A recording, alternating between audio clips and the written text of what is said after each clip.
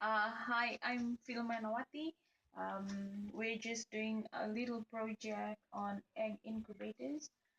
Actually, we've made it from a broken refrigerator. Um, we do a wiring on the box just to be our control box, which actually controls heat, humidity, and fan for the incubator. For the control box, it has the temperature sensor, which actually um, helps in regulating the temperature inside the incubator.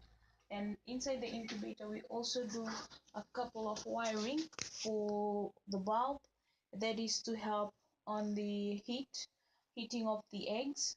And the eggs that we have inside the incubator is 5 days old.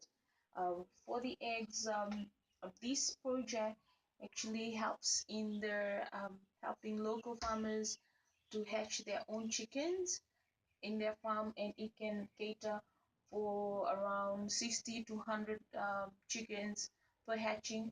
And not only that, it also um, help them to learn whatever they have, to make use of whatever they have with them. And on these, the eggs we have inside is 5 days old. We can actually use a flashlight to see the development of the embryo inside the eggs. As we can see that when you put a flashlight on the eggs, it actually shows the vein for the veins inside the eggs, which shows the development of the embryo. Okay, thank you.